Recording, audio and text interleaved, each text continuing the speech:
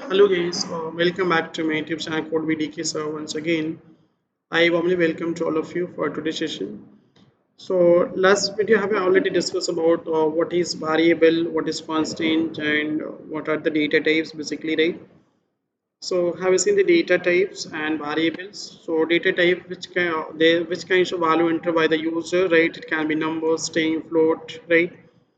And we also discuss the differences between variable and constant. So variable we can change anytime.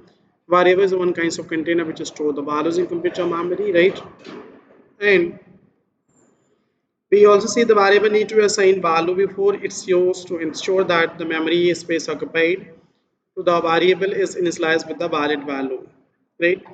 The variable can assign value by using the following two methods: direct assignment and accept statement. So value can be assigned to variable in the direct assignment method by using the equal sign or using the compute keyword.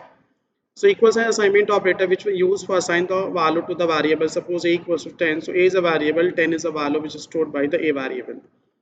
So variable name and values compute means calculate variable name as a values. The following pseudocode segment depicted direct variable assignments like you can see here. Begin, like as I told you previous, in pseudocode we are writing begin place of a start, numeric data type, and height, and age, and counter. Character data type we have to use the C before the variable, C code and height, thus age equals to 35 and counter and S plus 10, C code XYZ, and we just end it. So one begin, one end. So in pseudocode we can take number of begin block and number of end. Value can be assigned to variable by using except statement as shown in the following except and variable name. So some example of assignments using the except keywords are shown in the following pseudocode segment. Like begin, like character C name, numeric and age. So display, enter your name, accept C name, display again enter your age, accept and age. So this is where you can use the except statement. Next one, operators. All computer languages provide tools for some predefined operations. These tools are known as operators. So the operators are categorized in the following ways: arithmetic operators, relational, and logical operator. So what do you mean by arithmetic operators? Arithmetic operators are used to perform arithmetic calculation. The symbol that represent arithmetic operation are called arithmetic operation, and the following table show the precedence of arithmetic operators.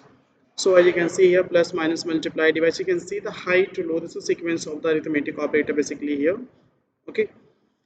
So let's see an example of the precedence of the arithmetic operation. So as you can see, it's a board marks. Everybody know we have always start solving from the right hand side. So you can see the calculations. We get to the section. So in that case, we use all the operators inside the arithmetics one. Okay. So that's it for this video. Next video, we are going to continue with the operators. So thank you so much.